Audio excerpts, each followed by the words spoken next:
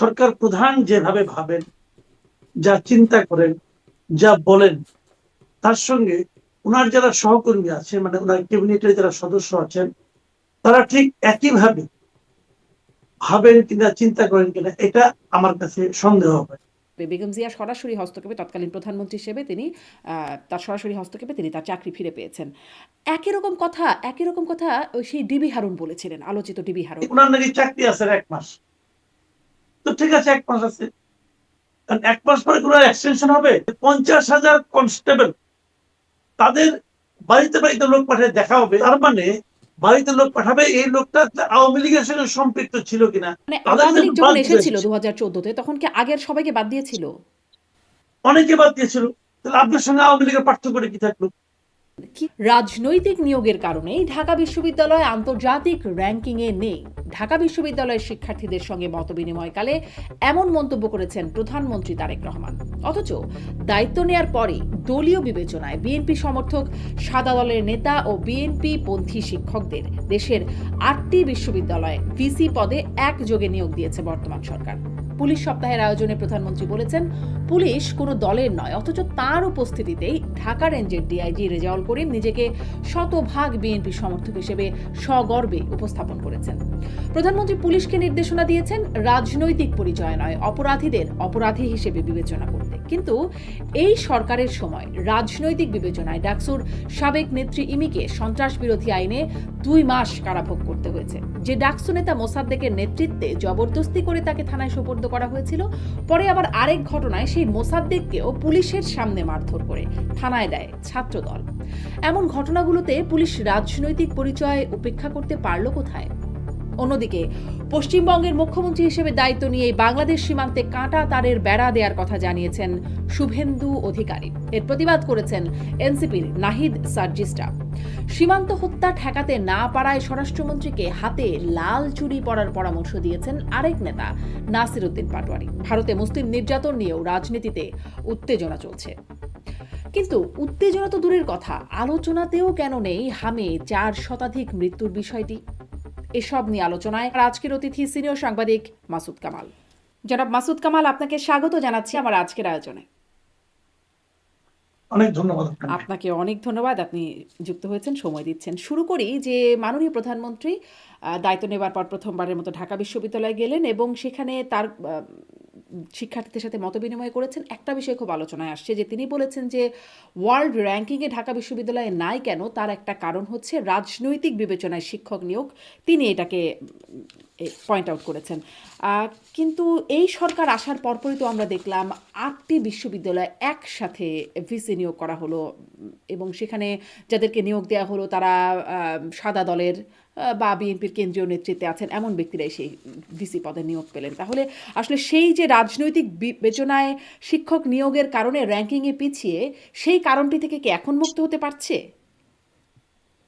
দেখেন, প্রধানমন্ত্রী তারেক রহমান যে কথাটা বলেছেন, এটা কিন্তু আমার ধারণা, এটা ওনার ফিলিংস থেকে উনি বলেছেন, উনি এভাবেই ভাবেন। আমাদের সমস্যাটা হলো কি জানেন, আমাদের সমস্যাটা হলো যে নতুন যে সরকারটা এসেছে, এই সরকার প্রধান যেভাবে ভাবেন, যা চিন্তা করেন, যা বলেন, তার সঙ্গে ওনার যারা সহকর্মী আছে, মানে ওনার ক্যাবিনেটের যারা সদস্য আছেন, তারা ঠিক একইভাবে ভাবেন কিনা, চিন্তা করেন কিনা, এটা আমার কাছে সন্দেহ হয়। মানে একটা সিনক্রোনাইজেশনের অভাব আমি অনুভব। উনি প্রত্যেকটা ক্ষেত্রে যা যা এই যে কথাটা বলছেন, দেখেন গত 2 দিন আগে, পরশুদিন এবং তারা গতকালকে, এটা ছিল পুলিশ সপ্তাহ ছিল। পুলিশ সপ্তাহে প্রথম দিন উনি বললেন যে আমরা দলীয় বিএনপির পুলিশ চাই না, আমরা দলীয় পুলিশ চাই না, বললেন তো। তার ঠিক পরের দিন উনার অফিসে পুলিশদের একটা অনুষ্ঠান ছিল, ওই জন্য পুলিশ সপ্তাহের শেষ দিন আর কি। সেখানে ঢাকা রেঞ্জের ডিআইজি উনি ওখানে দাঁড়িয়ে বললেন যে উনি কিভাবে জাতীয়তাবাদের সৈনিক। ওনার সঙ্গে জিয়াউর রহমানের কবে দেখা হলো, ওনার সঙ্গে জিয়াউর রহমানের, উনি যখন 7ম শ্রেণীতে পড়েন তখন উনি জিয়াউর রহমানকে ধানের শীষের একটা মালা পরিয়ে দিয়েছিলেন। তারপর যখন আরো 2বার তার সঙ্গে দেখা হয়েছে 3 বছরের মধ্যে, এই যে কাহিনী আদ্য প্রান্ত, উনি প্রায় 5-6 মিনিট বক্তৃতা দিয়েছেন, 5-6 মিনিট ধরে এগুলি এটাই বলার প্রমাণ করার চেষ্টা আজ করেছেন পর্যন্ত এক চুলো নড়েন নাই সেই জাতীয়তাবাদী আদর্শ। হ্যাঁ নড়েন না, এবং উনি প্রমাণ করার চেষ্টা করেছেন যে উনার চেয়ে বেশি বিএনপি আর কেউ নাই। জিয়াউর রহমান এবং বেগম জিয়া ছিলেন, দুজন তো মরে গেছে, এখন উনি এই যে বোঝাতে চাইলেন। তাহলে এই কথাটার সঙ্গে আমাদের প্রধানমন্ত্রীর আগের দিনের কথা কোন মিল পাচ্ছেন না। এবং যখনই কথাগুলো উনি বলছিলেন তখন মঞ্চে প্রধানমন্ত্রী ছিলেন, স্বরাষ্ট্রমন্ত্রী ছিলেন, স্বরাষ্ট্র সচিব ছিলেন এবং আইজি ছিলেন, সকলের উপস্থিতিতে কথাটা বললেন। কেন বললেন, কেন বলতে দেওয়া হলো? এবং বলার পর ওনাকে কিছু বলা হয়েছে কিনা আমি জানি না, ওনার ভিতরে কোনো ব্যবস্থা নেওয়া হয়েছে যে আপনি তো প্রধানমন্ত্রীর দিক নির্দেশনাকে উপেক্ষা করছেন, উনি তো প্রধানমন্ত্রীর দিক উপেক্ষা করছেন ভাই, একদম স্পষ্ট একদিনের মাথায়। একদমই। আর এমন বক্তব্যটা তো আসলে ইনস্ট্যান্ট বক্তব্য না, তিনি একটা লিখিত বক্তব্য, যেটা লিখিত, চর্চিত, চিন্তিত একটা বক্তব্য দিচ্ছেন, সুচিন্তিত, তাই নয় কি? এখন এটা হলো কি, এখন ধরেন ওনার শুনলাম আমি ওনার নাকি চাকরি আছে 1 মাস, তো ঠিক আছে 1 মাস আছে, কারণ 1 মাস পরে কোনো এক্সটেনশন হবে, আমি কিন্তু সকৌতুকে অপেক্ষা করব যে 1 মাস পরে এক্সটেনশন হবে কিনা। অথবা ওনার চাকরি কি এই অপরাধে 1 মাসের আগেই ওনাকে চাকরি থেকে সরিয়ে দেওয়া হবে, 15 দিনে, 10 দিনে অথবা 7 দিন পরে তাকে বাধ্যতামূলক অবসর দেওয়া যায়। তাহলে এই দুটো কোনটা হবে? যদি প্রথমটা হয়, এই চাকরি এক্সটেনশন হয়, তাহলে বুঝবেন এই কাজ আগামীতে হতেই থাকবে। তখন সবার কাছে একটা মেসেজ যাবে যে এরকম ভাবে স্তুতি করলে, তোল দিলে তাহলে তার চাকরি বেড়ে যায়। প্রধানমন্ত্রী মুখে যাই বলুন না কেন, তেলটাই আসো। আর যদি ওনার যদি অ্যাকশন নেওয়া হয়, যে চাকরি আছে 1 মাস, কি আর কমাবে, হয়তো কাল পরশু না করে বাদ দিয়ে দেওয়া হবে, চাকরি 1 মাস আগেই তোমাকে অবসরে যেতে হবে, তাহলে বুঝতে হবে প্রধানমন্ত্রী যেটা বলেছেন সেটাকে সবাই মিন করছে, সবাই সেটাকে গুরুত্ব দিচ্ছে। আর যদি কিছুই না হয়, এক্সটেনশনও হলো না, ওনার আগেই চাকরি চলে গেল না, কিছুই হলো না, তাহলে বুঝতে হবে প্রধানমন্ত্রী কি বলেন কি বলেন না এর কোনো গুরুত্ব নাই। ওনার মতো উনি বলে যাচ্ছেন, এদের মধ্যে তেল দিয়ে যাচ্ছে। তো এখন এই তিনটার কোনটা হবে আমরা অপেক্ষা করি, দেখি। কিন্তু যে কথাটা উনি বললেন এটা আমাদের শুনতে ভালো লাগে না। দেখেন একই কথা বলি, উনি বলছেন দলীয় পুলিশ যেন দলীয় না হয়, ভালো কথা। এপ্রিল মাসের সম্ভবত 4 তারিখ 13 জন, না 4 না 22 তারিখ, এপ্রিল মাসের 22 তারিখে 13 জন ডিআইজি, এআই, এডিশনাল ডিআইজি কে বাধ্যতামূলক অবসর দেওয়া হয়েছে। কেন দেওয়া হলো? দেওয়া হলো এই কারণে যে তাদের মনে করেছে যে এরা হয়তো আওয়ামী লাইনের লোক, আওয়ামী ঘরানার, এই জন্য বাদ দিন। মে মাসের 4 তারিখে আরো 16 জন ডিআইজি কে অবসর দিল। কেন দিলেন আপনি? বাধ্যতামূলক অবসর দিলেন তো। এবং এই কথাটা জিজ্ঞাসা করাতে স্বরাষ্ট্রমন্ত্রী বলেন এটা রুটিন ওয়ার্ক। তাহলে আমরা কি প্রতি সপ্তাহে এরকম বাধ্যতামূলক অবসর দেখি? দেখি না, প্রতি সপ্তাহেও দেখি না, প্রতি মাসেও দেখি না। নতুন সরকার এলে পর দেখি। তাহলে রুটিন ওয়ার্ক ভাই কেমন করে? তাহলে দলীয় বিবেচনা তাদেরকে বাদ দেওয়া উচিত। যদি দলীয় বিবেচনা বাদ দেওয়া হয় তাহলে পুলিশ দলীয় হবে না কেন? বাকি যারা যারা মনে মনে আওয়ামী পন্থী ছিল সবাই তারা বিএনপি হয়ে যাবে, এবং তারা প্রমাণ করার চেষ্টা করবে তারা কত বড় বিএনপি। এবং প্রমাণ করার পদ্ধতি কি? পদ্ধতি হলো বিএনপির কর্মীর মতো আচরণ করা, ঘুরে ঘুরে একটি হইল। এর মধ্যে আবার দেখলাম যে 50,000 কনস্টেবল, তাদের বাড়িতে বাড়িতে লোক পাঠিয়ে দেখা হবে, তাদের ভেরিফিকেশন করা হবে তাদের নিয়োগটা ঠিক ছিল কি ছিল না। নিয়োগ ঠিক ছিল কি ছিল না দেখার জন্য বাড়িতে লোক পাঠাতে হবে কেন? তার মানে বাড়িতে লোক পাঠাবে এই লোকটা আওয়ামী লীগের সঙ্গে সম্পৃক্ত ছিল কিনা এটা বোঝার জন্য। আমি ধরে নিচ্ছি হাইপোথেটিক্যালি যে 2014 পরে যত লোক নিয়োগ হয়েছে সব আওয়ামী লীগের, আমি ধরে নিলাম। আপনি সবকে বাদ দিবেন? যদি আপনি সবকে বাদ দেন তাহলে আপনার সঙ্গে আওয়ামী লীগের পার্থক্য কি থাকলো? আবার অন্যদিকে ধরেন আপনি, মানে আওয়ামী লীগ যখন এসেছিল 2014-তে তখন কি আগের সবাইকে বাদ দিয়েছিল? অনেকে বাদ দিয়েছিল, অনেকে বাদ দিয়েছিল ভাই। এইটাই তো কথা। মহাত্মা গান্ধী একটা কথা বলছিলেন যে আমি চোখের বদলে চোখ নেওয়ার পক্ষপাতী না, কারণ আমরা যদি চোখের বদলে চোখ নিতে থাকি তাহলে আমাদের পুরো দেশটা অন্ধের দেশে পরিণত হবে। আচ্ছা, তাহলে তো পার্থক্যটা আপনি আসলে যদি কোথায় তৈরি হলো সেই প্রশ্নটা আপনি যদি ওদের মতোই করেন তাহলে আপনার উপর আমি আপনাকে আলাদা ভাববো কিভাবে? আপনি তো মুখে বলছেন, আপনি যা বলছেন, আপনি যা করছেন, আপনি যে হাঁটছেন, আপনি যা পড়ছেন, কাপড় চোপড় সবকিছু মিলিয়ে তো আপনাকে আমি একজন ব্যতিক্রমী প্রধানমন্ত্রী হিসেবে ভাবতে চাই। আপনার কাছ থেকে এরকম আসবে কেন? একটা কথা ভাবেন, হাইপোথেটিক্যাল কথা বলি আপনাকে। যেমন ধরেন এই 50,000 পুলিশ কনস্টেবল, এদেরকে যদি সবাইকে আপনি বাদ দিয়ে দেন তাহলে এই 50% ভালোবাসা আপনি কখনো পাবেন? এই 50,000 পুলিশ এবং তার পরিবার, এদের কাছ থেকে ভালোবাসা আপনি কখনো পাবেন? কি পাবেন? ঘৃণা পাবেন। কিন্তু যদি আপনি 50,000 রেখে দিতেন, তো এরা তো পুলিশের চাকরি করে না ভাই। তো এরা তো আপনাকে ভালোবাসবে, বলবে যে এই লোকটা কত উদার। আমরা আওয়ামী লীগের আমলে জয়েন করেছি, তারপরে আমাদের উপর সে নির্ভর করছে। আবার ধরেন বিপরীত দিকে কি হবে? 50,000 বাদ দিবেন না, ভেরিফিকেশন যখন হবে, যারা ভেরিফিকেশন করতে যাবে সেখানে লেনদেন হবে, টাকা পয়সা অনেক লেনদেন হবে। তারা বলবে না, আসলে বিএনপি চাপে পেরে আওয়ামী লীগের পরিচয় দিয়েছিল, এগুলো বলবে। তার মানে কি, একটা বিশাল অঙ্কের টাকা পয়সা লেনদেনের ব্যবস্থাও কিন্তু আপনি করে দিলেন। কেমনে হলো ভাই? এটাকে কি আইনের শাসন বলে? আইনের কোন ধারায় লেখা আছে যে আগের গভর্নমেন্টের আমলে দলীয় পরিচয় যারা পুলিশ হয়েছে তাদেরকে বাদ দিতে হবে? এই যে আপনি যেমন বলেন, এই যে যেমন আপনার আমলে যারা নিয়োগ হবে, হুম আবার ধরেন এই আমলে যারা নিয়োগ হবে, আপনি তাহলে দলীয় পরিচয় নিবেন, বিএনপির পরিচয়, আবার আগামী সরকার এসে আবার বাদ দিবে। এই মিউজিক্যাল চেয়ারকে আমাদের দেখতে হবে। মানে তাহলে এরকম একটা সমাধান, দুইটা সেট অফিসার থাকবে, যারা আওয়ামী লীগের সময় এক সেট চাকরি করবে, বিএনপির সময় এক সেট, বা অন্য দলের জন্য হয়তো তিন চারটা সেটও বানানো যেতে পারে। আমি জাস্ট এটা একটা মানে যোগ করেই বলছিলাম, কিন্তু এটা আবার আরেক সমস্যা আছে। এটা হুম আমি একটু বলে এটা আবার আরেক সমস্যা। সেই সমস্যা হলো, সে যখন জানবে যে আগামী 5 বছর আমি চাকরি করতে পারবো না, তাহলে আমি এই 5 বছরে এত ইনকাম করে দিব যে ইনকাম দেওয়ার আগামী 5 বছর বসে গেল, সমস্যা নাই। অথবা আগামী ৫ বছরের জন্য কেউ না আসতে পারে সেই রকম একটা ব্যবস্থা করবো, যেন আমরাই থাকতে পারি সবসময়। মানে সব দিকেই বিপদের শেষ নাই। এই যে রেজাউল করিম মল্লিক, যার কথা বলছেন, ঢাকার এই যে ডিআইজি যিনি বললেন, তিনি আওয়ামী লীগ আমলে তাকে চাকরি থেকে অপসারণ করা হয়েছিল, এবং তিনি বলছেন, সেই অনুষ্ঠানেই তিনি বলেছেন যে সরাসরি হস্তক্ষেপে, বেগম জিয়া সরাসরি হস্তক্ষেপে, তৎকালীন প্রধানমন্ত্রী হিসেবে তিনি তার সরাসরি হস্তক্ষেপে তিনি তার চাকরি ফিরে পেয়েছেন। একই রকম কথা ওই সেই ডিবি হারুন বলেছিলেন, আলোচিত ডিবি হারুন।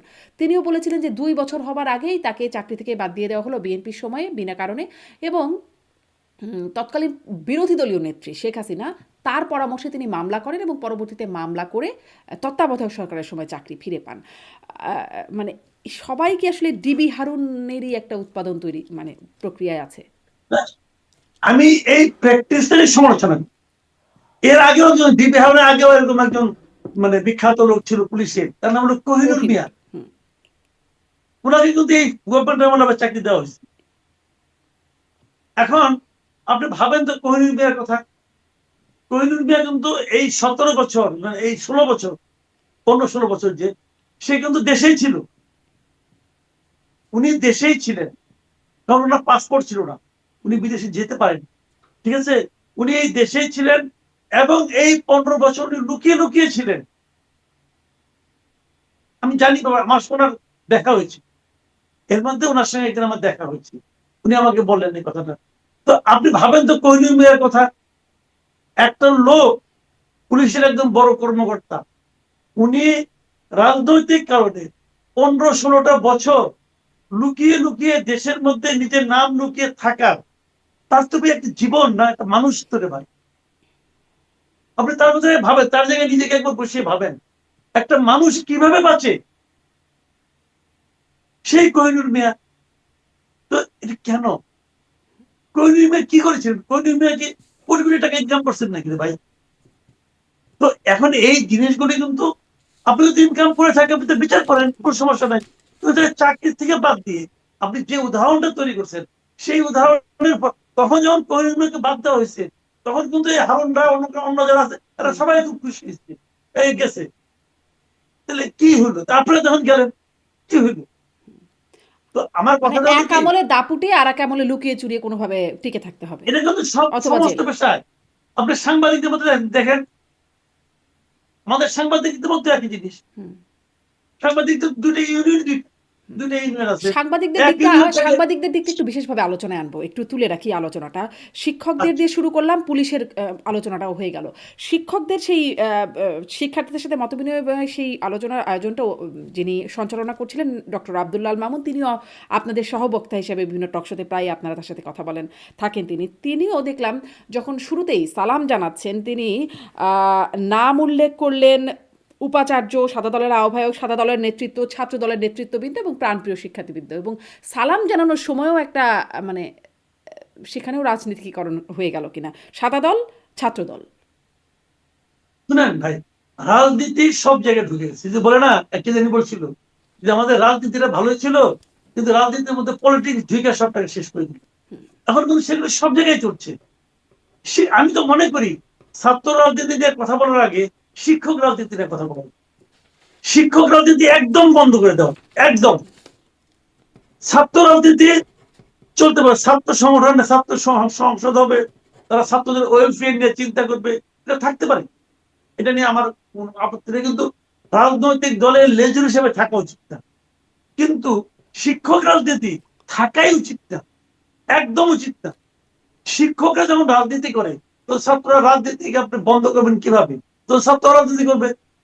শিক্ষকরা আগে দেখিনি আমরা, উপাচার্য বলতেছে যে ছাত্রলীগের লোকজন আসুক, তারপরে আমরা সিদ্ধান্ত দেব।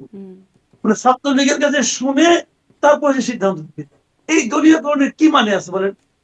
দলীয়করণ, আপনি একটা কঠিন একটা এক্সাম্পল দিই। কঠিন এক্সাম্পল কিভাবে? এইবার তো 213টা আসন পাইছে বিএনপি, জামাত 77, ঠিক আছে, মানে ইলেকশনের মাধ্যমে। আর কিছু আপনার হয়েছে, মনে করেন যে এই স্বতন্ত্র তদন্ত হয়েছে, বিদ্রোহী প্রার্থী। আমাদের ময়মনসিংহ এলাকায় হালুয়াঘাট নামক একটা জায়গা আছে। সেই হালুয়াঘাটে একজন স্বতন্ত্র এমপি, উনি আসলে আওয়ামী লীগ, উনি আসলে বিএনপির ছিলেন, নমিনেশন চেয়েছিলেন, পাননি। ওখানে নমিনেশন পেয়েছেন ইমরান সালে প্রিন্স, নমিনেশন পেয়েছে ইমরান সালে প্রিন্স, বিএনপির একজন বড় নেতা কিন্তু, বুঝলেন। এখন প্রিন্স সাহেব নমিনেশন পেয়েছেন, কিন্তু প্রিন্স সাহেব নির্বাচনে হেরে গেছে। সেন্ট্রাল লিডার স্থানীয় একটা ছেলের কাছে হেরে গেছে, এবং যিনি বিদ্রোহী যিনি ছিলেন উনি ইয়াং একটা ভদ্রলোক। তো এখন আমি আজকে এই ঘটনাটা আমি বললাম এই কারণে, আজকে আমি একটা পত্রিকায় একটা রিপোর্ট দেখলাম যে একদিন আগে ওখানে কিছু উন্নয়নমূলক কাজ হয়েছে, একটা ব্রিজের উদ্বোধন হয়েছে, একটা ভবনের উদ্বোধন হয়েছে, ভিত্তিপ্রস্তর স্থাপন হয়েছে, অমুক তমুক অনেক কাজ হয়েছে হালুয়াঘাট। সেখানে উপস্থিত ছিলেন ময়মনসিংহের তথ্য প্রতিমন্ত্রী, ময়মনসিংহ এলাকার আর কি ওই পার্শ্ববর্তী উপজেলার একজন এমপি, যিনি নাকি তথ্য প্রতিমন্ত্রী হয়েছেন, ইয়াসের খান না কি এরকম নাম একজন, ওই তথ্য প্রতিমন্ত্রী উদ্বোধন করেছেন। তার সঙ্গে ময়মনসিংহ আমাদের মুক্তাগাছার এমপি ছিলেন, ময়মনসিংহের জেলা বিএনপির সভাপতি ছিলেন, ময়মনসিংহের জেলা পরিষদের যিনি প্রশাসক তিনি ছিলেন, সবাই ছিলেন। এমনকি পরাজিত প্রার্থী ইমরান সালে প্রিন্স ছিলেন না কেবল ওখানকার এমপি, কারণ এমপি বিএনপি না, মানে বিএনপি থেকে পাশ করে নাই, সে বিএনপি প্রার্থীকে হারিয়ে পাশ করছে। এত বড় সাহস, অতএব তাকে বাদ রাখতে হবে, তাকে বাদ দিয়ে করা হয়েছে। এটা কি ঠিক হলো? ওই এলাকার মানুষ তো ওই ছেলেটাকে ভোট দিয়েছে ভাই, ওই ভদ্রলোকে তারা ভোট দিয়েছে। তো ওই এলাকার মানুষের মনে কি আপনি ঢুকতে পারলেন? আমি বিএনপি নেতৃবৃন্দকে বলি, আপনারা যে গায়ের জোরে এমপি সাহেবকে বাদ দিয়ে প্রিন্স সাহেবকে দিলেন, পরাজিত প্রার্থী ওখানে গেল, সে উদ্বোধন করলো, বিএনপির লোকাল কমিটির লোক থাকলো, সবাই থাকলো। 2 দিন আগে যে বিএনপি করতো, উনি বিদ্রোহী হয়ে এমপি হয়েছেন, ওনাকে বাদ দিলেন কেন? কারণটা কি? ওনাকে তো জনগণ চায়। প্রিন্স সাহেব বলবেন যে না, আমাকে তো দল নমিনেশন দিয়েছে। দল তো আপনাকে নমিনেশন দিয়ে ভুল করেছে, দল যে আপনাকে নমিনেশন দিয়ে ভুল করেছে তার প্রমাণ হলো আপনি ফেল করছেন। আসলে রুবেল সাহেবের নমিনেশন পাওয়ার যোগ্য ছিল। রুবেল সাহেব ধানের শীষ ছাড়াই পাস করছে, ধানের শীষ পাঠাতে সে আরো অনেক ভোট পাইত। তো এই জিনিসগুলো আপনি কিভাবে দেখবেন বলেন? এটা দলীয়করণ না। তাহলে আমি মনে করার চেষ্টা করতেছি, এই তারেক রহমান সাহেব নির্বাচিত হওয়ার পর বলেছিলেন ভাষণে যে আমাকে যারা ভোট দিয়েছেন, আমার বিপক্ষে যারা ভোট দিয়েছেন এবং যারা ভোটই দেননি, এই সরকার সকলের সরকার। তো এই সরকার তো রুবেলেরই সরকার না, ওই এমপি সাহেবের সরকার তো না এটা। জি, এই এই সরকার দলীয়করণ দায়িত্ব নেবার পর কোনো থেকেই ভালো উদাহরণ নয়। এই সরকার দায়িত্ব নেবার পর থেকেই দলীয় নিয়োগ, মানে সেই বাংলাদেশ ব্যাংক থেকে শুরু করে এই বিশ্ববিদ্যালয়ের কথা বললাম, আটটি বিশ্ববিদ্যালয়, দুদকেও মানে সরিয়ে দেওয়া, প্রশাসন, পুলিশ, এমনকি সেনাবাহিনীরও কিছু রদবদল হয়েছে, সবখানে দলীয় বিবেচনার কথা বলা হচ্ছে। একটা পুরনো প্রশ্ন, যে এই দলীয় বিবেচনায় দিয়ে কি খুব লাভ হয়? মানে সেনাবাহিনীর ক্ষেত্রে যেই এখন মাসুদউদ্দিন চৌধুরী গ্রেপ্তার হয়ে আছেন বা বিদেশে আছেন ময়নু আহমেদ, তারাও আসলে টুকটাক দলীয় বিবেচনার ছিল তাদের প্রতিও, সেটা আমরা জেনেছি যে জ্যেষ্ঠতা লঙ্ঘন করে মইনু আহমেদকে তখন সেনাপ্রধান করা হলো, বা মাসুদউদ্দিন চৌধুরীকে আত্মীয়তার জেরে তাকে নবম ডিভিশনের জিওসি করা হয়েছিল। পরে তাদের দ্বারাই নিপীড়নের শিকার হয়েছেন বর্তমান প্রধানমন্ত্রী, এবং বিএনপি, আওয়ামী লীগ সব একদম গণহারে নিপীড়নের শিকার হয়েছেন। দলীয় বিবেচনায় দিয়ে কি এমন মানে ক্ষতিই তো হলো সেই সময়? ক্ষতি তো হয়। শুনেন, সরকারি দলীয় বিবেচনা যারা নিয়োগপ্রাপ্ত হয়, তারা ওই সরকারকে সার্ভ করবে এটা গ্যারান্টেড না। কারণ সরকারি দলীয় বিবেচনা হয় যেটা, সরকার কিন্তু পাওয়ারফুল, সেই ক্ষমতার একটু ছিটে ফোটা পাওয়ার জন্য সবাই নিজেকে সরকারি বলে। আওয়ামী লীগ আমলে আমি অনেকবার বলছি, আওয়ামী লীগ আমলে যদি আপনার সঙ্গে রাস্তায় 10 জন লোকের দেখা হতো, তাহলে 9.5 জনই কিন্তু আওয়ামী লীগ করতো। সে লোকগুলো কই? সে লোকগুলো সবাই এখন বিএনপি হয়ে গেছে, সে লোকগুলো সবাই এখন বিএনপি হয়ে গেছে। এই কেন হয়েছে বলেন? বিএনপি কে ভালোবাসা হয়েছে? না, তারা বিএনপি হয়েছে যে বিএনপি হইলে আমি হালুয়া রুটি একটু ভাগ পাবো, এই জন্য হয়েছে। বিএনপি কি টর্চার করতেছে নাকি? এই যে টর্চার যা করা হতো তত ইউনুস সব করে গেছে। তাহলে এখন যারা বিএনপি কিন্তু ভয় হচ্ছে না, তারা এখন বিএনপি হচ্ছে হালুয়া রুটি ভাগ পাওয়ার জন্য। ওই যে তো ওবায়দুল কাদের যদি বলতেন না, বিএনপি আওয়ামী লীগের সাধারণ সম্পাদক, কাউয়া, ফার্মের মুরগি, হাইব্রিড সবাই ঢুকছে এখন আওয়ামী লীগে, এখন একদম মানে সেভাবে কি সব বিএনপিতে ঢুকছে? হ্যাঁ, এগুলো তো এভাবে যাচ্ছে, বিএনপি হাইব্রিড, এগুলো হাইব্রিড বিএনপি হয়ে যাচ্ছে। তবে এটা কোনো এখানেই না, এখানেই না, প্রধানমন্ত্রীর আশেপাশে বহুত আছে।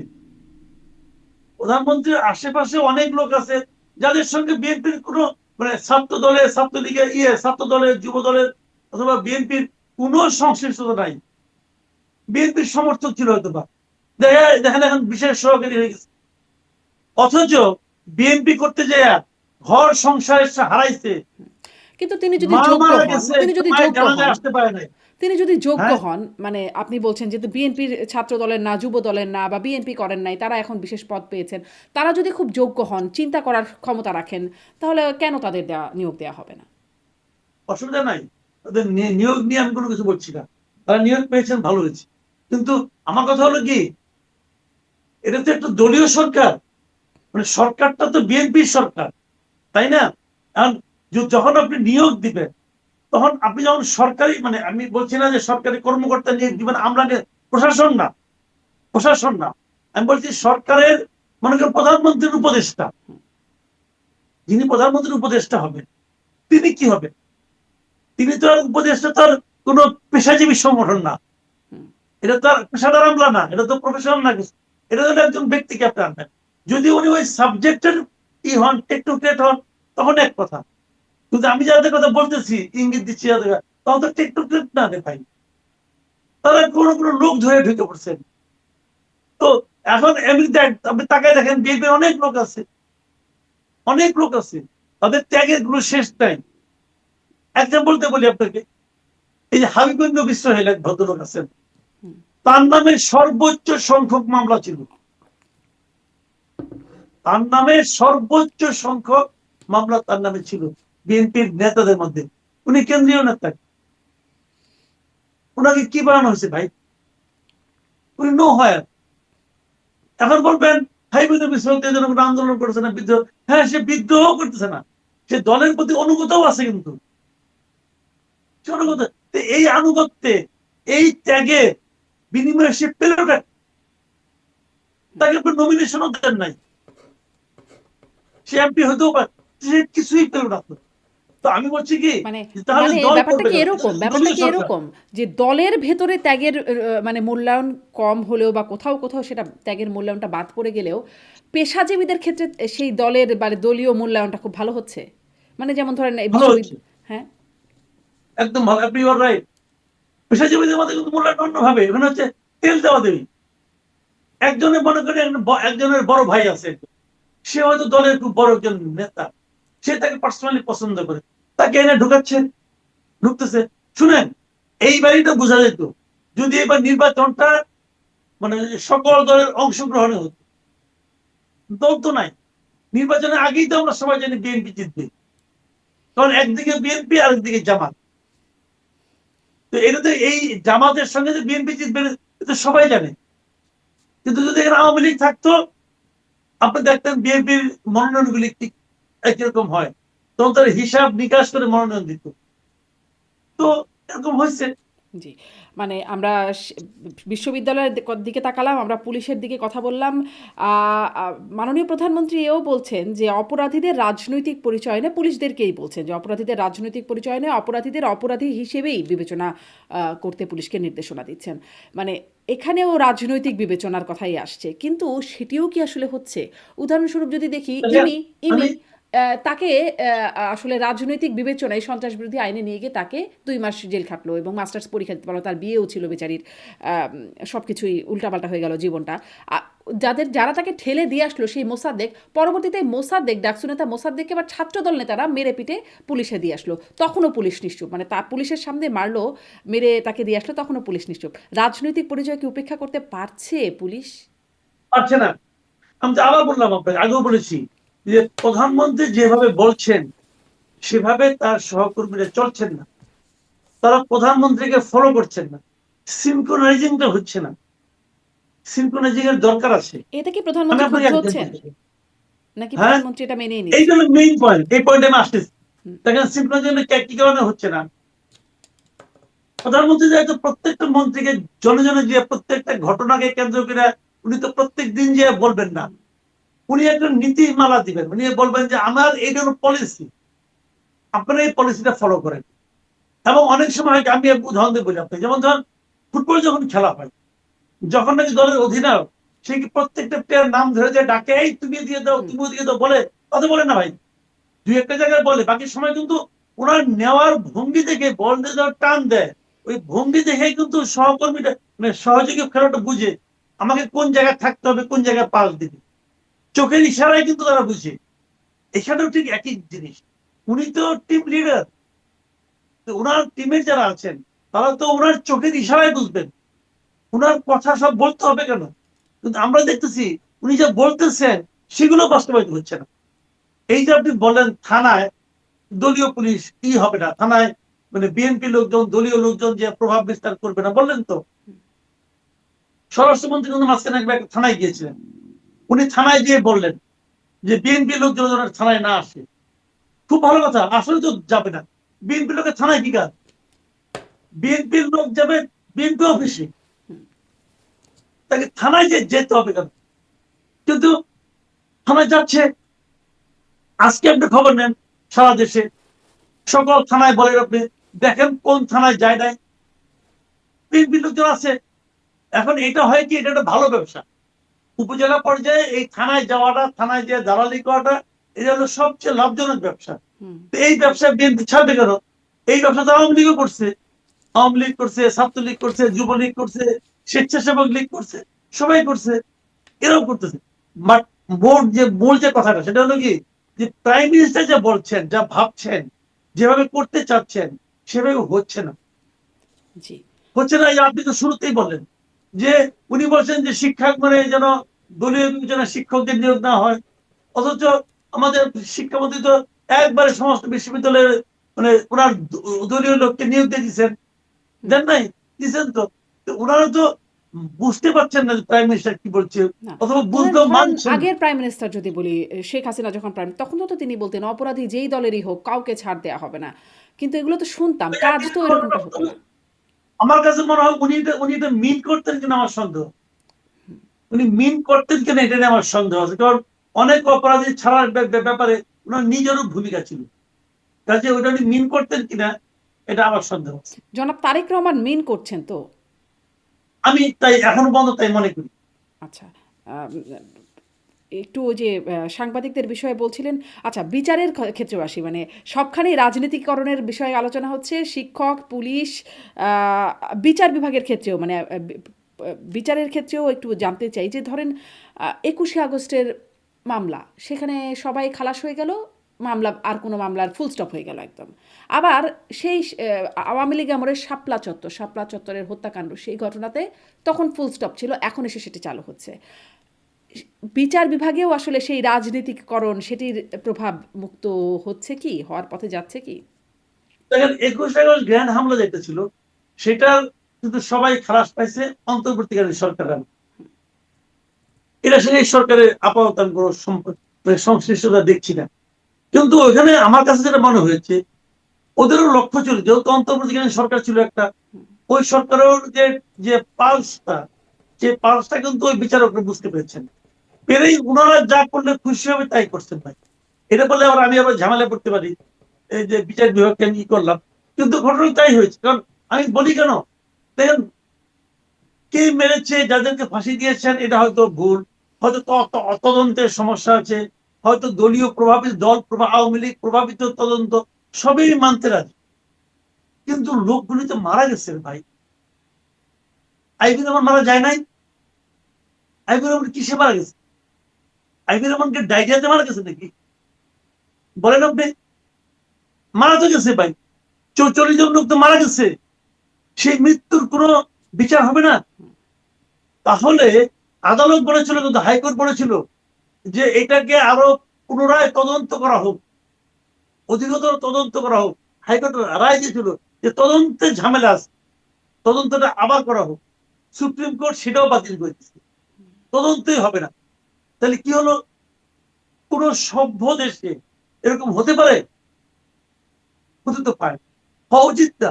আমি তো মনে করি এই সরকারের উচিত হবে ২১ গ্রেনেড হামলার যে ঘটনা ছিল সেটার চুলচেরা তদন্ত করে প্রকৃত দোষীদেরকে চিহ্নিত করে বিচার করা। যদি কেউ মারা যায় থাকে, মারা গেছে, আগে যদি কেউ মারা যায়, মারা গেছে, কিন্তু বিচারটা হওয়া উচিত। জনগণের জানা উচিত যে ওই ঘটনার পিছনে কে দায়ী। সেই লোকটা কি শেখ হাসিনা, যিনি তার ভ্যানিটি ব্যাগ গ্রেনেড নিয়ে গেছিলেন? যদি সে হয় তাকেই দায়ী করেন, যে আইবুল রহমানের মৃত্যুর জন্য তুমি দায়ী বলেন আপনি ভাই। কিন্তু একটা বিচার তো করবেন। বিচার হবে না কেন? আমার বক্তব্য হলো বিচার কেন হবে না? তাহলে আর অসভ্য সঙ্গে সভ্য মানুষের, সভ্য সমাজের পার্থক্যটা কি থাকে? হওয়া উচিত। আবার দেখেন আরেকটা ঘটনা আপনাকে বলি আমি। ডক্টর ইউনূসের ৬৬৬ কোটি টাকার একটা মামলা ছিল, যেখানে হাইকোর্ট রায় দিয়েছিল যে এই ৬৬৬ কোটি টাকা উনি ট্যাক্স ফাঁকি দিয়েছেন, এই ট্যাক্সটা রাষ্ট্রীয় খাতে দিতে হবে। এই রায় হয়েছিল অগাস্টের ৩ তারিখে, সম্ভবত ৩ অথবা ২ এরকম সময় হাইকোর্ট রায় হয়েছিল। তারপর তো ৫ তারিখে তো গণেশ উল্টে গেল। উল্টে যাওয়ার পরে যখন নাকি আপনার প্রথমত শর্ট রায় দেয়, তারপর যখন রায়টা ডিটেল লিখতে হবে, ওই একই বিচারক রায় আর লেখে না, বলে রায় লিখতে বিব্রত বোধ করছেন। কেন বিব্রত বোধ করছেন? যে তখন তো ইউনূস সঙ্গে চলে আসছে, রায় তো ছিলেন উনি ইউনূস সঙ্গে, ডক্টর ইউনূসের বিরুদ্ধে। এখন তো ডক্টর ইউনূস ছিল চিফ অ্যাডভাইজার, অতএব উনি রায় লিখবেন না। এখন প্রশ্ন হলো, মানে আমাদের যদি হ্যাঁ,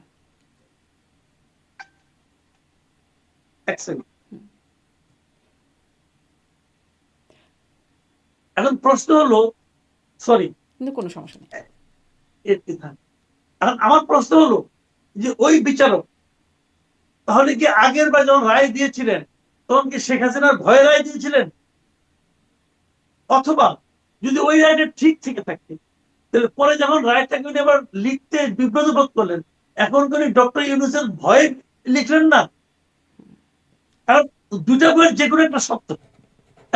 কোন ভয়টা ঠিক? এর যে কোনো একটা ভয় ঠিক হলেই আমি বলবো যে ওই উচ্চ আদালতের প্রতি সাধারণ মানুষের অনাস্থা প্রকাশ একদম জাস্টিফাইড। আপনি কি বলবেন ভাই? জি, সেই উচ্চ আদালত মানে সেই আদালতগুলো পেরিয়ে, পেরিয়ে এটিএম আজহারুল ইসলাম বা সাবেক স্বরাষ্ট্রমন্ত্রী বাবর তারা ফাঁসির আসামি ছিল, তারা এখন এমপি। এখন আবার অনেকে আগের এমপিরা এখন আবার অনেকে ফাঁসির আসামি। ওই আপনি যেন বলছেন মিউজিক্যাল চেয়ারের মতো একটা অবস্থান আসলেই কি হচ্ছে কিনা। সাংবাদিকদের প্রসঙ্গটা আনছিলেন, রাজনৈতিক বিবেচনায় মানে অনেক ভুয়া মামলায় তো সাংবাদিকরা গ্রেপ্তার হয়ে আছেন, হত্যা মামলা, হত্যা চেষ্টা মামলা। সাবেক প্রধান বিচারপতির কথা বলছেন ডেভিড বার্গম্যান, বিশেষ করে আন্তর্জাতিক খ্যাতিসম্পন্ন সাংবাদিক, তিনি কিন্তু মানে নিয়মিত লিখছেন এগুলো নিয়ে। মাঝে মাঝে দেখা হয় যে সাবেক প্রধান বিচারপতির কথা বলছেন, তিনি সাবেক নারায়ণগঞ্জের মেয়র সেলিনা হায়াত আইভি, তার কথা বলছেন যে তাদের জামিন হচ্ছে কিন্তু তারা মুক্ত হচ্ছেন না। মানে বিচার বিভাগেও কেমন প্রভাব সেটা নিয়ে কথা বলছিলেন। এই সরকার আসার পরপরই 23,000 রাজনৈতিক মামলা প্রত্যাহার করে নেয়, 23,000 প্রায় 24,000-এর কাছাকাছি প্রত্যাহার করে নেওয়া হয়েছে। এই মামলাগুলোর ব্যাপারে সরকারকে আসলে কতটা সিরিয়াস? মাননীয় প্রধানমন্ত্রী তো যারা ভোট দিয়েছেন, দেন নাই, বিপরীতে দিয়েছেন, সবার প্রধানমন্ত্রী।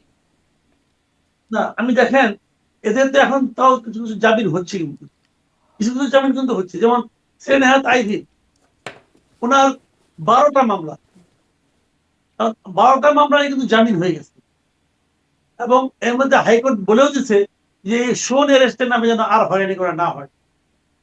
এই জামিনগুলোতে এই সরকারের আমলে হলো, এটাও তো সত্য।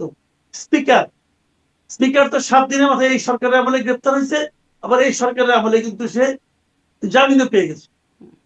এগুলো কিন্তু এই সরকারের আমলে হচ্ছে, এগুলো দেখতে হবে। কিন্তু আবার মানে এই সরকারের আমলে নতুন করে স্পিকারের ক্ষেত্রটা বিশেষ কেস হিসেবে বলা হচ্ছে। স্পিকার, তারপরে সাবের হোসেন চৌধুরী, তিনিও অন্তর্বর্তী সরকারের আমলে গ্রেপ্তার হয়েছিলেন, রিমান্ড থেকে বেরিয়ে এসেছেন তিনি, মানে যেটি আসলে হয় না, রিমান্ড থেকে জামিন হয়ে গেছে তার, এরকম হয়েছে। ওনার যেটা হচ্ছে ওইটা একদম অস্বাভাবিক মনে হয়েছে আমার কাছে, এবং ওইটা প্রমাণ হয়েছে যে ওইটা আসলে মানে ওইভাবে জামিন হয় না রে ভাই। ওটা গায়ের জন্য জামিন হয়েছে, সাবের হোসেন চৌধুরীটা হয় না, এইভাবে হয় না। কিন্তু স্পিকারটা স্বাভাবিক নিয়মে হয়েছে আমি মনে করি। আসলে এই সমস্ত মামলা, যে সমস্ত মামলা জামিনযোগ্য মামলা, সেগুলোতে আপনি জামিন দেবেন না কেন? জামিন দেওয়া উচিত। এবং কোনটা হয়রানিমূলক মামলা এটাও তো বোঝা যায়। আপনি ধরেন এবিএম খায়রুল হক, এই ভদ্রলোক আমাদের দেশের গণতন্ত্রের জন্য সবচেয়ে মন্দ কাজটা করছেন বলে আমি মনে করি। উনি অন্তর্বর্তীকালীন সরকারের যে পদ্ধতি, এটাকে উনি ধ্বংস করে দিয়েছেন, এটা ভয়ঙ্কর অন্যায় করছেন। তো ওনাকে ওই কারণে তার বিরুদ্ধে মামলা করেন, যাত্রাবাড়ি হত্যা মামলা ওনাকে আসামি করেন। এটা তো ভাই পাগলেও হাসবে। এটা কিছু হইলো? অন্তর্বর্তীকালীন সরকারের সময় এগুলো হয়েছে।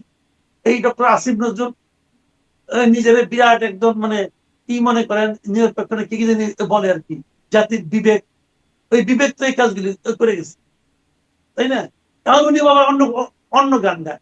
যাও, এগুলি তো হয়েছে ওই সময়। আমাদের সাংবাদিকদের মধ্যে অনেকের বিরুদ্ধে কিন্তু এরকম মামলা হয়েছে, এবং সেই মামলাগুলি মনে করেন উত্তরায় কে মারা গেছে, সেখানে আছে শেখ হাসিনা উত্তর ওই মামলা আসামি, 1 নম্বর আসামি। শেখ হাসিনা কি আপনার ফারজানা রূপা, শাকিল আহমেদ এদের সঙ্গে পরামর্শ করে বলছে তাহলে গুলি করি, ওরা বলছে হ্যাঁ আপা গুলি করেন। তারপর এই তোমরা গুলি করো, রূপা বলছে, ও গুলি করে দিছে। ঘটনাগুলি এভাবে হয়েছে রে ভাই। ফারজানা রূপা, শাকিল আহমেদ, মুজাম্মেল বাবু, শ্যামল দত্ত, এদের অনেক অপরাধ থাকতে পারে। যদি থাকে, যে অপরাধ আছে ওই অপরাধে মামলা করেন, শাস্তি হোক, আমার তো কোনো আপত্তি নাই রে ভাই। যদি আমি অপরাধ করে থাকি তাহলে আমি সাংবাদিক বলে আমি ছাড় পাবো তা তো না, আমারও শাস্তি হতে পারে।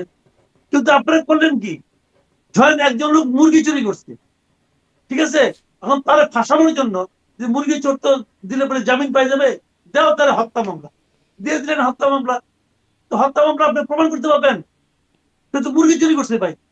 তো হত্যা মামলা তার কি হলো, সে খালাস পেয়ে গেল। মাঝখান থেকে কি হলো, সে যে মুরগি চুরি করছিল ওইটার কোনো শাস্তি হলো না।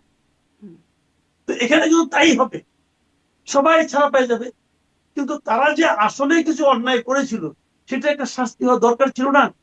ছিল তো। তো সেই অন্যায় শাস্তি হচ্ছে না, তাহলে বেশি শাস্তি দিতে যায়।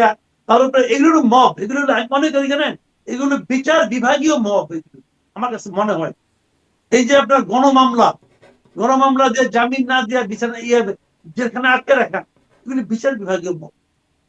জি, মানে আইন সবসময় আমরা শুনি, সাবেক প্রধানমন্ত্রীও খুব বলতেন আইন তার নিজস্ব গতিতে চলবে, কিন্তু তখনও দেখতাম আসলে সরকারের গতিতে চলছে।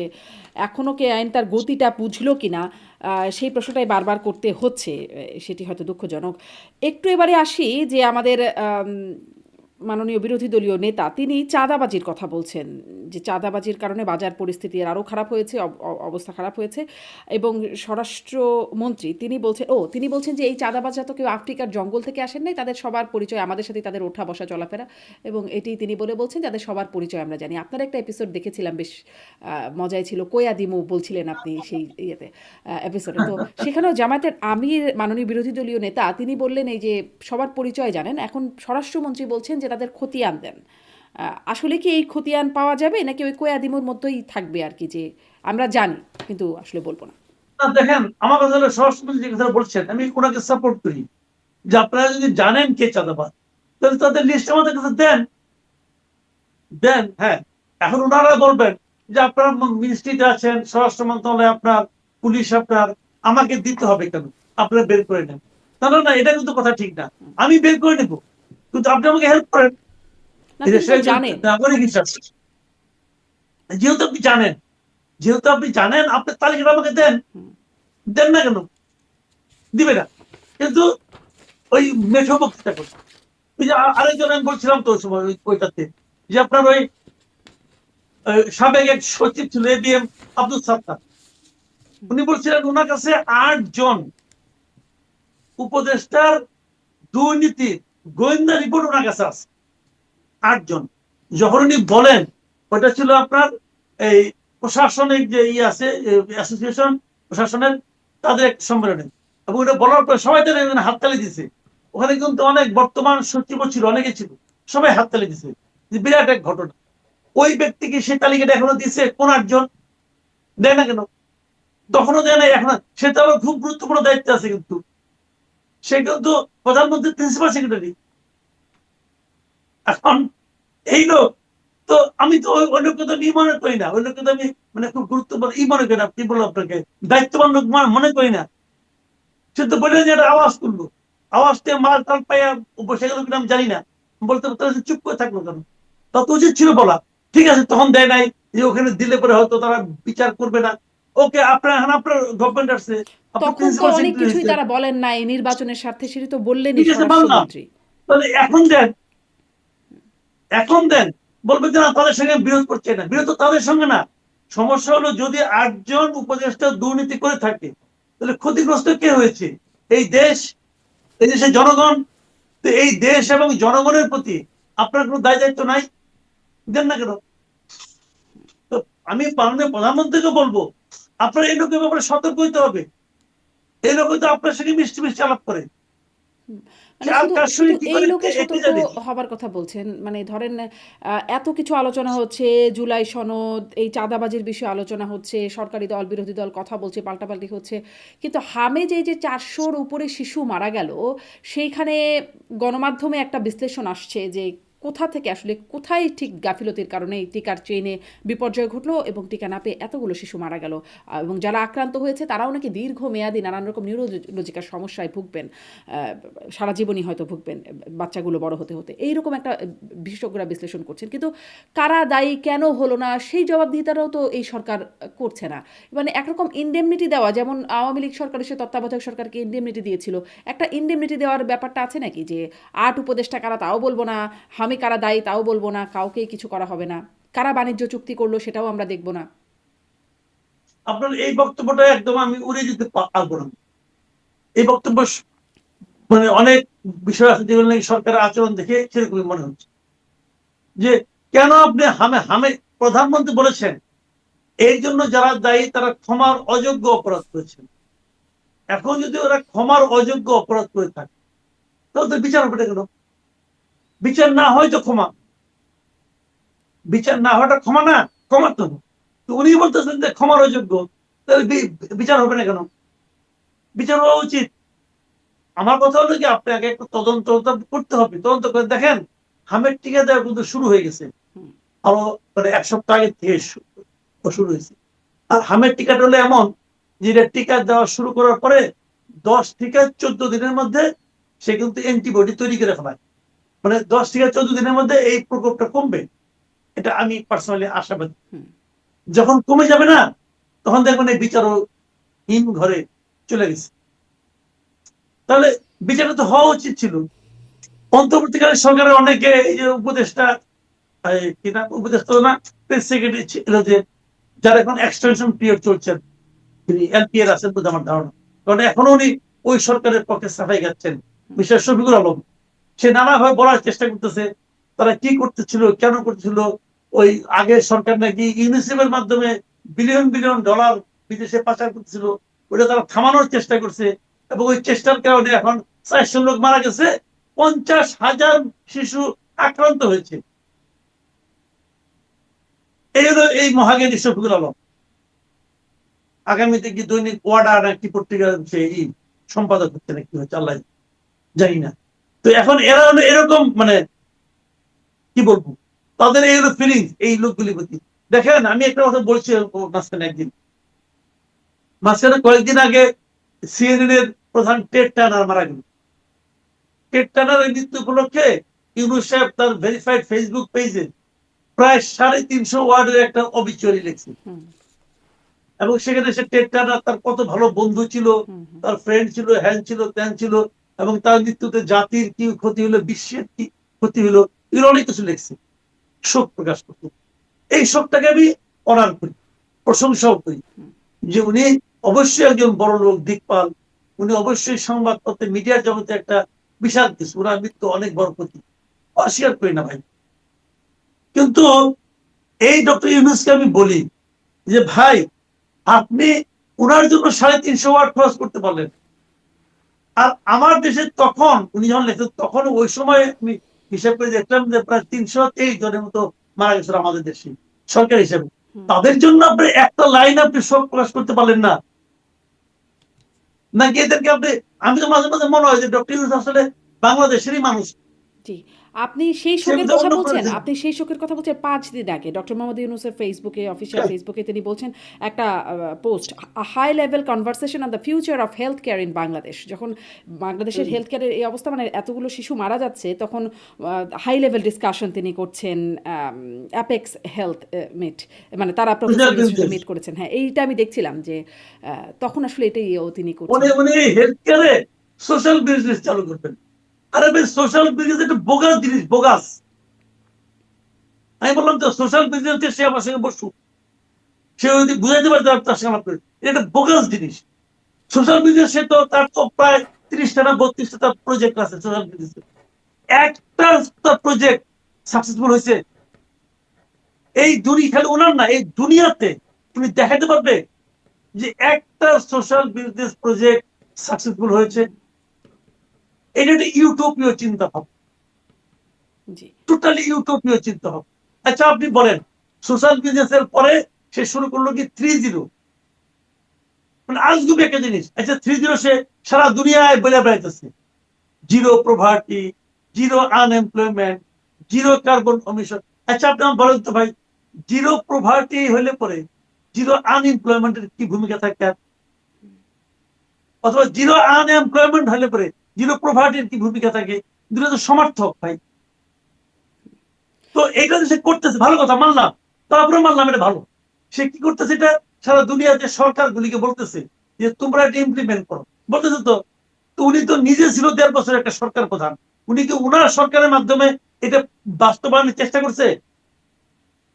এখন যদি ওটা এটা নিয়ে ইউটোপিয়ান কথাবার্তা তো বলাই যায়, মানে জিরো, আরো অনেক জিরো, জিরো করাপশন অ্যাড করলাম, মানে আরো 4-0 বানাই দিলাম, বা আরো কয়েকটা জিরো দিয়ে দিলাম। কিন্তু কখনোই সে বলবে না যে 0 নিউক্লিয়ার আর্মস, এটা কখনো বলবে না, ওইটা কখনো বলবে না। কারণ 0 নিউক্লিয়ার আর্মস বললে পরে নিউক্লিয়ার আর্মস গুলি যাদের কাছে আছে সে তো তাদেরই, মানে আপনার বয়ার না, তাদের ক্যানভাসার, ওইটা বলবে না, সে এইগুলি বলবে। তো ভাই সে কি বলবো, ভাই তার সম্বন্ধে আর কি বলতে চাই না কিছু। সে একজন মানে যাও জি, ওই কথায় বলি না। মানে ডক্টর ইউনূসকে বলছেন, মানে অনেকগুলো প্রসঙ্গ, আপনি কথা বলতে, বলতে অনেকগুলো প্রসঙ্গ, একটা কথা বললে মনে হয় আরেকটা প্রশ্ন করি। এ কিন্তু কষ্ট করে থেমে থাকি আরকি। সেই প্রশ্নটা একটা অন্তত করি যে, এই যে আপনি বলছিলেন যে সোশ্যাল বিজনেস নিয়ে ডক্টর ইউনূস আপনার সাথে, মানে তার সাথে আপনি কথা বলতে চান বা আপনাকে বোঝাক। আপনাকে তারেক রহমান মাননীয় প্রধানমন্ত্রী, তিনি তার প্ল্যান বোঝাতে পেরেছেন? বা এই যে আপনিও অসমত, মানে তিনি যা বলছেন তার অনুসারীরা সেটি, বা তার সাথে কর্মরত, তার প্ল্যানগুলোকে ইফেক্টিভ যারা করবেন তারা সেটা মানছেন না, বুঝছেন না। কেন বুঝছেন না? এটা কি আপনি ধরিয়ে দিয়েছেন? কি বলেছেন আসলে? তারেক রহমানের সাথে কথা, এই বিষয়গুলোতে আশ্বস্ত হয়েছেন কিছু? দীর্ঘ আলোচনা হয়েছে কিনা জানি। না, এটা হয়েছে একবার আলোচনা। এই মানে উনি প্রধানমন্ত্রী হওয়ার পরে একবার আলোচনা হয়েছিল। তো এইগুলি আমি ওনাকে বলেছি, এই যে ওনার সঙ্গে যে ওনার টিমমেটদের যে সিলকোনে যে আমি দেখছি না, আমি আমার অবজারভেশন ওটাকে জানিয়েছি। এবং এই যে দেখা হওয়াটা না, আমি বলি আপনাকে, এটাকে কিন্তু আমি একভাবে পজিটিভলি নেই। আমি নেই কেন? আমি মনে করি এই ধরনের পদে যারা থাকেন আমাদের দেশে, তাদের চারপাশে সবসময় একদল স্তাবক থাকেন। এই স্তাবকরা সবসময় তাকে বলতে থাকে যে আপনি যা কিছু করছেন সব ভালো, সব ভালো, সব ভালো, আপনার সরকারের কোনো ভুল হচ্ছে না, অমুক তুমি, এগুলো বলতে বলতে বলতে বলতে মানে ওনারা আর প্রকৃত বাস্তবতাটা বুঝতে পারেন। শেখ হাসিনা কিন্তু পালিয়ে যাওয়ার একদিন আগেও বুঝেন নাই যে ওনাকে পালিয়ে যেতে হবে। বুঝেন নাই কেন? ওনাকে বুঝতে দেওয়া হয়নি। সবাই মিলে ওনাকে মানে স্তুতি করছেন। তো যে কারণে আরে তোমার সাথে যে আমি টেকনিকটা দেখছি, উনি কিন্তু কোনো আমার সঙ্গে না, আরো অনেকের সঙ্গে বসেছেন, আরো অনেক সাংবাদিকদের উনি ডেকেছেন, কথা বলেছেন। ওনার এই যে স্টাইলটা, এটা আমার পার্সোনালি পছন্দ হয়েছে এই কারণে যে এখানে গেলে হবে কি, উনি কিন্তু একা একা যখন কথা বলবেন, তো ওইখান থেকে কিন্তু উনি দেশের মানুষ কি ভাবছে এটা কিন্তু উনি বুঝতে পারবেন। সবাই তো সব বলবেন, কেউ হয়তো তারও একটা ধান্দা আছে, ওটা পাওয়ার জন্য হয়তো বলবে, আবার স্তুতিও করবে, আবার কেউ কেউ বলবে। আমি যেরকম বুঝি আর কি। এবং আমি ওনাকে, আমি আমার স্পষ্ট মনে আছে, উনি যখন, আমি যখন ওনার সঙ্গে যখন আমার দেখা হলো যেদিন আর কি, মানে ওনার অফিসে গিয়েছিলাম, উনি ইনভাইট করেছিলেন, গিয়েছিলাম। প্রথম প্রশ্নটা ওনার ছিল আমার কাছে যে আমাদের সরকার সম্পর্কে মানুষ কি বলছে। তারপরে উনি কিন্তু জানতে চাচ্ছেন যে সাধারণ মানুষের পালসটা কি, এটা উনি বোঝার চেষ্টা করছেন আমার মুখ দিয়ে। আমার ধারণা সবাইকে উনি এই প্রশ্নটাই করেছেন, যে যার মতো বলছেন। কিন্তু উনি তো এক জায়গায় বসে আছেন, 10 জনের কাছে জিজ্ঞাসা করছেন, 10 জনের কাছ থেকে কিন্তু উনি শুনে নিজে কিন্তু একটা ধারণা পেয়েছেন যে আসলে মানুষ কি ভাবছে, কি বলছে। এই জিনিসটা আমার কাছে মনে হয়েছে খুবই ইতিবাচক। আপনি যেটা জানতে চেয়েছেন যে এই সিনক্রোনাইজিংটা যে হচ্ছে না, ওনার টিমমেটদের নিয়ে যে আমার মধ্যে একটা অতৃপ্তি, এটা আমি ওনাকে ইনফর্ম করেছি কিনা? হ্যাঁ, আমি এটা ওনাকে ইনফর্ম করেছি এবং টু দা পয়েন্টেই করেছি। উনি জিজ্ঞাসা করেছেন যে কেন আপনার কাছে এটা মনে হচ্ছে। আমি ওনাকে তখন একাধিক উদাহরণ দিয়েছি যে এই এই ঘটনার কারণে, এই কারণে আমার কাছে মনে হয়েছে আপনি যেভাবে গভর্নমেন্টটাকে চালাতে চান, আপনার সহকর্মীরা সেভাবে চালাতে চায় না। তার প্রেক্ষিতে উনি কি বলেছেন? তারপরে কিন্তু বলেন যে আমরা চেষ্টা করতেছি, মাত্র শুরু করলাম, দেখা যাক কি হয়। আমার ধারণা ওনারা বুঝবেন, কিন্তু আমার শুরুতেই তো ধারণা আমরা দলীয় সবাই বিবেচনায় মিলে। নিয়োগ শুরু হয়ে গেল। মানে শুরুটাই তো এরকম হলো, যেখানে দলীয় বিবেচনায় অনেক নিয়োগ হচ্ছে। না, উনি উনি ওইটাই বলছেন যে আমরা তো শুরু করেছি, মাত্রই শুরু হলো। আমি ওনার সঙ্গে আমার দেখা হয়েছিল 1 মাস আগে, ঠিক 1 মাস আগে, মানে আপনার এপ্রিলের 13 তারিখ। তখন তো মাত্র শুরু হয়েছে, তখন তো উনি তো আপনার শপথ নিলেন গিয়া ইয়েতে, এই ফেব্রুয়ারির 17 তারিখ, তাই না? মাত্র তখনও 2 মাস তো হয়নি। তো ওই সময় উনি এটা শুরু করেছেন। উনি বলছেন যে আমরা শুরু করলাম, আপনাদের কথাগুলো শুনলাম, আমরা এগুলো চেষ্টা করব এগুলিকে ঠিকঠাক করার জন্য। এটা কি, কাজেই মানে উনারা এর চেষ্টা করবেন। মাধ্যমে কি এরকম হচ্ছে কিনা, মানে একটু তির্যকভাবে দেখার একটা চেষ্টা থেকে জিজ্ঞাসা করছি, এর মাধ্যমে কি এটা হচ্ছে কিনা যারা সমালোচনা করতে আপনারা মানে সক্ষম, শক্তপোক্ত সমালোচনা করতে, তাদেরকে একরকম আস্থায় নিয়ে যাওয়া যেন খুব শক্ত সমালোচনা আর জারি হোক, প্রধানমন্ত্রীর না হয়? সেটা আমার মনে হয় না। ওইটা হতে পারে, এটা একটা ট্যাকটিক হতে পারে। এটা আপনি যেটা বললেন, এটা একটা ট্যাকটিক হতে পারে যে আমাকে বাদ দিয়ে অন্যদের করেন, অসুবিধা নেই। যদি সেটাও হয় তাও খারাপ না। তাও খারাপ না কেন আমি বলি আপনাকে, ভাই আমার তো কাজটা হওয়া দরকার। আমি একটা দলীয়করণবিহীন পুলিশ চাই। কারণ আমি যদি বারবার বলি যে প্রাইম মিনিস্টার তো বলছেন, আপনারা কেন করছেন না? তাহলে কিন্তু প্রাইম মিনিস্টার ওদের উপরে চাপ দেওয়ার সুযোগ পাবেন। যদি সেটাও হয়, ওটা হয়েছে কিনা আমি বলতে পারবো না, যদি সেটাও হয় তাও খারাপ না। আর আমার ক্ষেত্রে সেটা হয়নি। আমি এরপর প্রধানমন্ত্রীর সমালোচনা করেছি, ওইখান থেকে বেরিয়ে আসার 1 সপ্তাহের মধ্যেই করেছি। আমার কাছে মনে হয়েছে উনি এই কাজটা ঠিক করছেন। তবে আমি বলেছি, এতটুকু আস্থা কি পেয়েছেন? মানে এর আগেও আপনি একবার সম্ভবত ফোন পেয়েছিলেন, জনাব তারেক রহমান আপনাকে ফোন করেছিলেন। তখনও আপনি মনে হয় বলেছিলেন যে আপনার মানে সমালোচনা করতে যেন দেওয়া হয়। সমালোচনা করলে নিরাপদে থাকা যাবে। এই আস্থাটা পেয়েছেন? হ্যাঁ, এটা আমি ওনাকে আবারও স্মরণ করিয়ে দিয়েছি যে আমি কিন্তু আপনার আমি আমার সমালোচনা কিন্তু আমি করবো, আপনি আমাকে থামানোর চেষ্টা করেন। উনি বলছিলেন যে না, আমি আপনাকে এই গ্যারান্টি দিচ্ছি, আপনারা সমালোচনা করবেন, যারাই সমালোচনা করবেন ওদেরকে থামানোর কোনো চেষ্টা আমার গভর্নমেন্ট করবে না। এটা আমার কথা না, আমাদের সবার কথাই বলছি। কারণ আমরা সমালোচনাটাকে এন্টারটেইন করি। আমরা মনে করি যে সমালোচনাটা আপনারা করছেন আমাদের ভালোর জন্য, সরকারের ভালোর জন্য। যাক, এটি একটা খুবই ইতিবাচক অ্যাপ্রোচ হবে নিশ্চয়ই। একটা ছোট করে একটু আসি যে কাঁটাতারের বেড়া, একটু ভারতের প্রসঙ্গে আসি। শুভেন্দু অধিকারী মুখ্যমন্ত্রীর পদে আসীন হবা মাত্রই তিনি বাংলাদেশের সীমান্তে কাঁটাতারের বেড়া দেবার কথা বলছেন, যেটিকে খুব আমলে নিচ্ছেন না বাংলাদেশের মাননীয় স্বরাষ্ট্রমন্ত্রী। তিনি বলছেন এটি রাজ্য সরকার, মানে কেন্দ্রীয় সরকারের অ্যাপ্রোচ তো না। আসলে বাংলাদেশের অ্যাপ্রোচ কেমন মনে হচ্ছে আর ভারতের অ্যাপ্রোচ কেমন মনে হচ্ছে? আমি পার্সোনালি বলি, কাঁটাতারের বেড়া যদি তারা দিতে চায় আমাদের সমস্যা কি? দেখ না, দেখ, তাদের জমিতে তারা কাঁটাতারের বেড়া দিবে, মাঝখানে শুনলাম কুমির ছেড়ে দিবে, তারপরে শুনলাম সাপ ছেড়ে দিবে। দেখ না, আমাদের সমস্যাটা কি ভাই?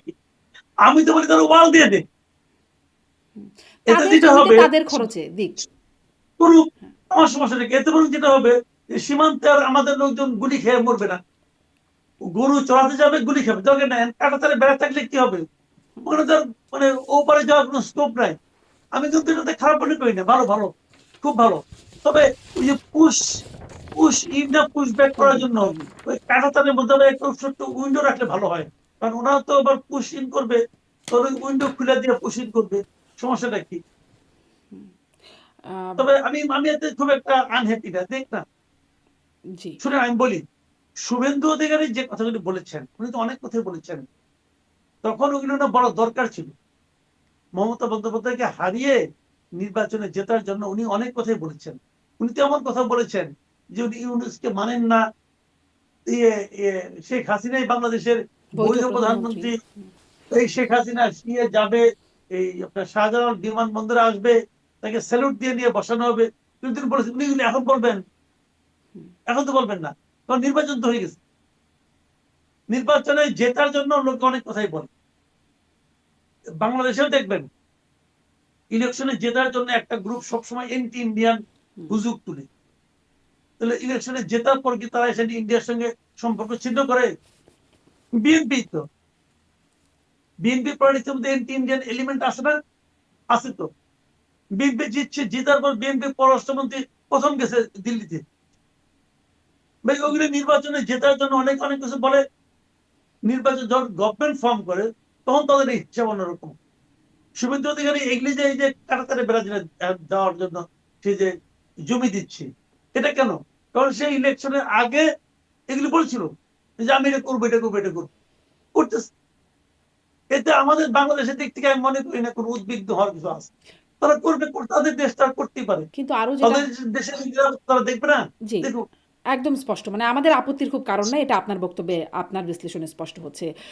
আর একটা বিষয় যে এরপরে ভারতের মুসলিম নির্যাতন যেটি বেড়ে গেছে বলে বাংলাদেশও একটা কনসার্ন জানাচ্ছে। মামুনুল হক বলছেন যে ভারতের মানে তাদের উদ্দেশ্যে বলছেন, মুসলিমদেরকে উদ্দেশ্য করে বলছেন, তাদের প্রতি সংহতি প্রকাশ করে বলছেন যে নরেন্দ্র মোদীর হিন্দুত্ববাদের বিরুদ্ধে প্রতিরোধ গড়ে তোলো, বিশ্ব মুসলিম তোমাদের সাথে আছে। নাহিদ ইসলাম, সার্জিস আলম তারাও মুসলিম নির্যাতনের কথা বলছেন এবং প্রতিবাদের কথা বলছেন। আমাদের ধর্মমন্ত্রী বলছেন ভারতের নির্যাতন বন্ধে অনুরোধ জানানো হবে।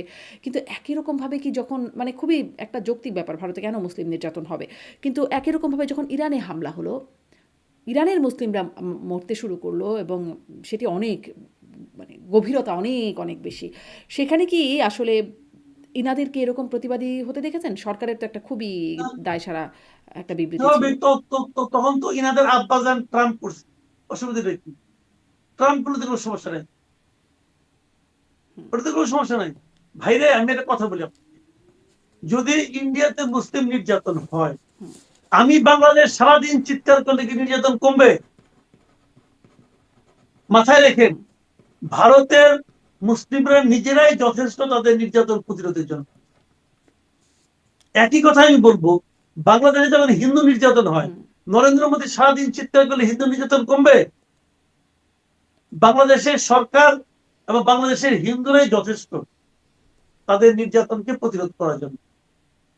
বাংলাদেশে হিন্দু নির্যাতনের যে চিত্র ভারতের কিছু কিছু মিডিয়া বারবার বলার চেষ্টা করে, আসলে কি বাংলাদেশের পরিস্থিতি তাই? ভাই, আমরা দেশে থাকি, অনেক গুজব, আমাদের হিন্দু বন্ধু বান্ধব অনেক, কাজে এগুলি বললে ভাই এগুলি কি বলেন তো, এগুলি ভাই পলিটিক্স। এটা ওদেরও পলিটিক্স, এটা আমাদের এখানেও পলিটিক্স। আমাদের পলিটিক্যাল পার্টিগুলো এগুলো নিয়ে রাজনীতি করে, আর কিছু করে। আর নাসিরউদ্দিন পাটোয়ারি সীমান্ত হত্যা নিয়ে তিনি আগে খুব গরম গরম কথা বলতেন। তারাবির নামাজের সময় একবার বলেছিলেন যে তিনি এখন থেকে পরিমিত কথা বলবেন, তাকে নাকি পরামর্শ দিয়েছেন এমনটা, ফলে তিনি পরিমিত কথা বলবেন। এখন তিনি বলছেন যে সীমান্ত হত্যা, একজন কলেজ ছাত্রকে রাতের বেলা ধরে নিয়ে গেছে ভারতীয় খুনি বাহিনী এবং হত্যা করেছে। স্বরাষ্ট্রমন্ত্রী পররাষ্ট্রমন্ত্রী ওনাদের হাতে তিনি চুরি পরিয়ে রাখতে বলছেন, স্বরাষ্ট্রমন্ত্রী সালাউদ্দিন আহমেদকে লাল চুরি পরতে বলছেন, এবং বলছেন সীমান্ত রক্ষা করতে না পারলে আপনি একটা ভুয়া জাতীয়তাবাদী। আপনি আসলে কি মনে করছেন সীমান্ত হত্যা নিয়ে নাসিরউদ্দিন পাটোয়ারির বক্তব্য? না, সীমান্ত হত্যা যদি হয়, এটা তো আমাদের স্বরাষ্ট্র মন্ত্রণালয়ের ব্যর্থতা। কারণ বিজেপি তো স্বরাষ্ট্র মন্ত্রণালয়ের অধীনে, তাই না? এটা স্বরাষ্ট্র মন্ত্রণালয়ের অবশ্যই ব্যর্থতা। এখন তারা এটা নিয়ে কিভাবে হ্যান্ডেল করবে, এটা তাদের উচ্চ পর্যায়ে ভারতের কাছে প্রতিবাদ জানানো উচিত, ভারতের সঙ্গে আলোচনা করা উচিত, যেন এগুলি না ঘটে, এগুলি দেখা উচিত। আমাদের সীমান্ত হত্যা করার মতো তোমার কোনো ঘটনা ঘটে না, কিন্তু বাস্তবতা হলো আমাদের প্রচুর বাঙালি আমাদের দেশে বাংলাদেশি সীমান্তে কিন্তু নিহত হয়। ওই অনেক সময় এমনও আছে যে ওই আশেপাশে তো গরু চড়াতে গেছে, ওই দেখে তাদের গুলি করে দেয়। এই ধরনের ঘটনা কিন্তু ভারত ঘটায়, একদম ঘটায় না তা না, ঘটায়। যে এগুলোর ব্যাপারে সরকারের একটু দৃঢ়তা, একটু দৃঢ় পদক্ষেপ আমি মনে করি নেওয়া উচিত। মানে স্বরাষ্ট্রমন্ত্রী তাছাড়া কি মানে চুরি পড়ার সময় হয়েছে, মানে নাসিরউদ্দিন পাটোয়ারি যেভাবে বলছেন, আপনি কি মনে করেন? এটা পাটোয়ারি সাহেব বলছেন, পাটোয়ারি সাহেব সবকিছু বাড়াই বাড়াই বলেন। পাটোয়ারি সাহেব এটাও ওনার বলছেন, কথা মন্তব্য করা মানে পাটোয়ারি শুনেন, সাহেব এটাও ওনার কথা বলছেন ইগনোর করেন। ইগনোর। আচ্ছা, এটাও কি ইগনোর করবেন? মানে তিনি কারণ মাদকের পাটোয়ারি সাহেবের বক্তব্য, আমি বলি আপনাকে, পাটোয়ারি সাহেবের কোনো বক্তব্য নিয়ে মন্তব্য করলে পর হয় কি, উনি গুরুত্ব পান, উনি মনে করেন বাহ আমি এমন নেতা অনেক হয়ে ভোট গেছি, আমার পেয়েছেন, কথা তিনি বললে গুরুত্ব উনি কেন মন্তব্য পাবেন করেন। না? অনেক ভোট পেয়েছেন তো, হেরেছেন কিন্তু অনেক ভোট পেয়েছেন। ভোট পেয়েছেন, ভোট পাওয়া তো অনেকেই পায়, সেটা অন্য ব্যাপার। এবং এই ভোট নিয়ে অনেক আলোচনাও আছে, অনেক মন্তব্য আছে, অনেক সন্দেহও আছে, সে আলোচনা আমি যাচ্ছি না। কিন্তু আলটিমেটলি আমি মনে করি যে ওনাকে আমি যতটুকু চিনি, আমি মনে করি যে এই ধরনের কথাবার্তাকে গুরুত্ব না দেওয়া সবচেয়ে উত্তম, ইগনোর করেন। জি, জি, পাটোয়ারি সাহেবের কথা ইগনোর করলাম, কিন্তু অনেক কিছু আরও চলছে যেগুলো নিশ্চয়ই আমরা ইগনোর করবো না, আমরা এগুলো নিয়ে কথা বলবো। এবং দেখা যাক, আপনারাও কথা বলছেন, একদম খোদ প্রধানমন্ত্রীর কাছে গিয়ে কথা বলছেন, তাতে আসলে কতটা কাজ হয় সেই বিষয়গুলো নিশ্চয়ই আমরা নজরে রাখবো এবং সামনে আপনাদের সাথে কথা বলবো। অনেক ধন্যবাদ জনাব মাসুদ কামাল যুক্ত হয়ে সময় দেওয়ার জন্য। অনেক ধন্যবাদ আপনাকে। দর্শক, আপনাদের সবাইকে অনেক ধন্যবাদ।